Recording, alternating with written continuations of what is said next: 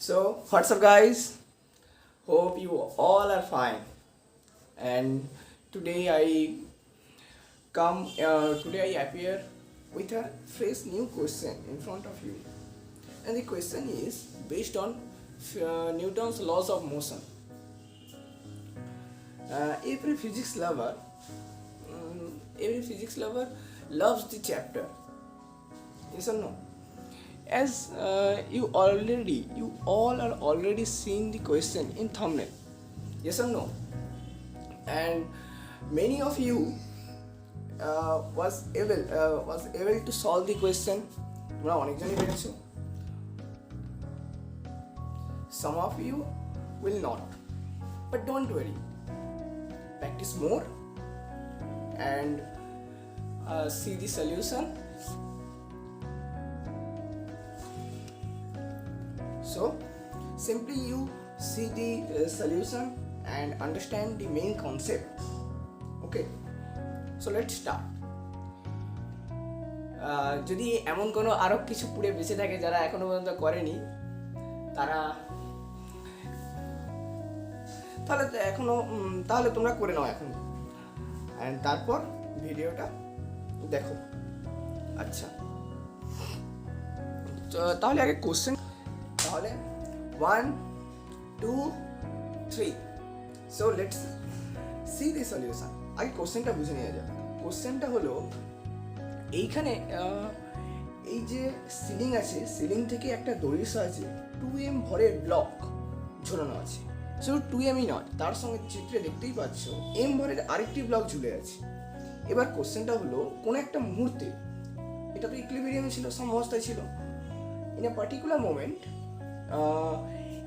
এই যে দড়িটা না সেটা কেটে দেওয়া হয় কাঁচি দিয়ে.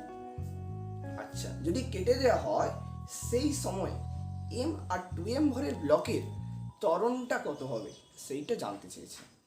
প্রবাবলি কোশ্চেনটা পড়েছিল 1983 সালের যে যেই মেন হতো না, যেই মেনের মতো পরীক্ষা, ইঞ্জিনিয়ারিং এন্ট্রান্স পরীক্ষা, সেইখানে এটা পড়েছিল.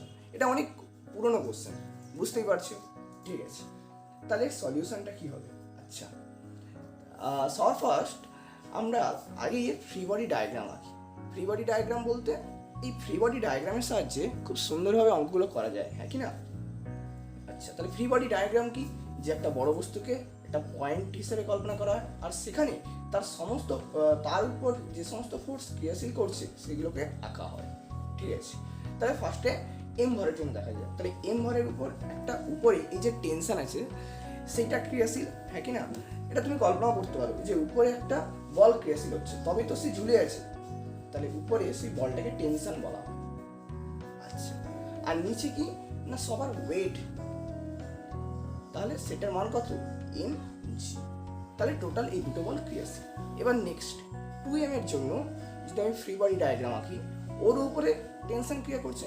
এবার আমরা জানি যদি দড়ি চেঞ্জ হয় তাহলে টেনশনও চেঞ্জ হয়. তাহলে এই টেনশনটাকে যদি আমি T1 ধরি তাহলে এর ক্ষেত্রে T2 টেনশন হবে, তাহলে T2 নাম দিলাম. আর সেম একইভাবে এর নিচে আর একটা টেনশন ক্রিয়া করছে, হ্যাঁ কি না? কেন কি এদিকেও দড়ি, তাহলে নিচে যেহেতু দড়ি, সেই দড়িটাও তো ওকে নিচে টানছে, তার মানে নিচে কি হবে? T1. কেন T1? কারণ সেম দড়ি মানে এখানে যদি T1 হয় এখানেও T1 হবে. আচ্ছা, আরেকটা জিনিস কি আছে যেটা কিনা এর ওয়েট, তাহলে এখানে দেখালাম 2mg. আচ্ছা, তাহলে টোটালটা ইকুইলিব্রিয়ামে আছে. এইবার দেখো যদি আমি কাছি দিয়ে কেটে দিই তাহলে এম কি হচ্ছে? এম তো আলাদা, এম তো এর সঙ্গে যুক্ত নেই, তার মানে ওকে ফ্রি ফল করবে. এবার ফ্রি ফলের কেসে আমরা জানি কি, মানে ফ্রি ফল বলতে একদম বাধাহীনভাবে পড়া যেটা বলে. আর ফ্রি ফলের কেসে তার যে ত্বরণটা হয় সেটা সবসময় জি এর সমান হয়. তাহলে এম এর যে ত্বরণটা সেটা কি হবে? জি হবে. আচ্ছা, এটা তো বোঝা গেল, এটা সহজ ছিল, সবাই জানে. বাট মেইন যেটা সেটা হচ্ছে 2m এর ত্বরণ কি হবে?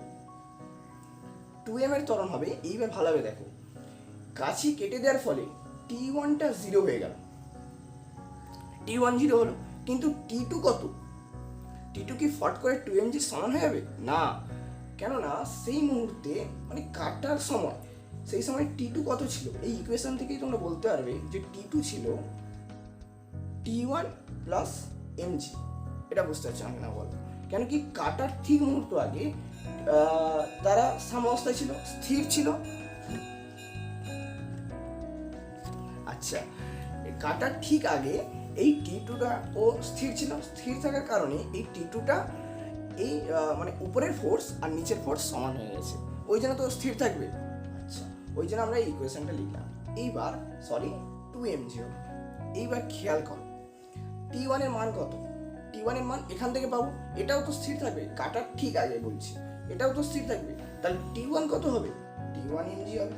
তাহলে এই টি1টাকে যদি আমি এখানে পুট করি, তাহলে টোটাল টি2 এর মান কত পাবো, mg প্লাস 2mg মানে 3mg। তাহলে টোটাল যে টান উপরের দিকে ক্রিয়াশীল 2m এর উপর, সেটা হচ্ছে 3mg। এইবার ভাবো আমি কাটলাম, কাটার সঙ্গে সঙ্গে টি2 কিন্তু কমছে না, টি2 কিন্তু 3mg থাকছে, কিন্তু নিচে টি1টা জিরো হয়ে যাচ্ছে, ঠিক না, নিচে টি1টা জিরো হয়ে যাচ্ছে। তাহলে সেই সময় যদি ফ্রি বডি ডায়াগ্রাম আঁকি, তাহলে উপরে কত ক্রিয়াশীল, 3mg, ভালো কথা। আর নিচে কত ক্রিয়াশীল, নিচে হচ্ছে শুধুমাত্র 2mg ক্রিয়াশীল, হ্যাঁ কি না। তার মানে দেখো উপরের ফোর্সটা বেশি আর নিচের ফোর্সটা কম, তার মানে কি সে উপরে উঠবে। এবার বুঝতে পারলে যে কেন উপরে উঠছে, কেন কি কাটার মুহূর্তে উপরে এই যে টি2টা, আমি আবার বলছি এই টি2টা কমছে না, কিন্তু টি2 একই থাকছে। আচ্ছা, কেন কি একটা টাইম তো দরকার কমার জন্য, আমি ফট করে কেটে দিলাম, তাহলে উপরে উঠবে সঙ্গে সঙ্গে, এটা তোমরা বুঝতেই পারছো, এটা প্র্যাকটিক্যাল করেও দেখতে পারো। তাহলে উপরে যদি 3mg হয় আর নিচে যদি 2mg হয়, তাহলে ত্বরণ কত, তাহলে আমরা যদি ওই নিউটনের সেকেন্ড ল থেকে ইকুয়েশনটা বসাই, তাহলে কি হবে, উপরে যেহেতু উঠছে তাহলে উপরে এ ধরলাম, তাহলে 3mg minus 2mg equal to কি হবে, এম এ হবে না 2m এ হবে, অবশ্যই 2m এ হবে, কেন কি 2m ভরটা উঠছে, তাহলে 2ma।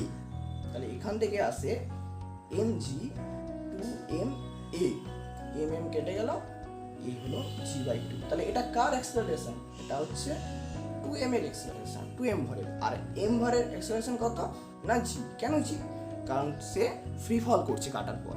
তাহলে এই হলো টোটাল উত্তর। Hope you all understand the solution. I try my best to understand the question, the answer properly, and if you face any problem on different question, then you simply comment in comment section of the video, and I try to answer the question the next video. Okay, thanks for watching. Subscribe my channel and comment, and if you try to if you able to solve the question, then comment in comment section. I will be very happy, and so thanks for watching.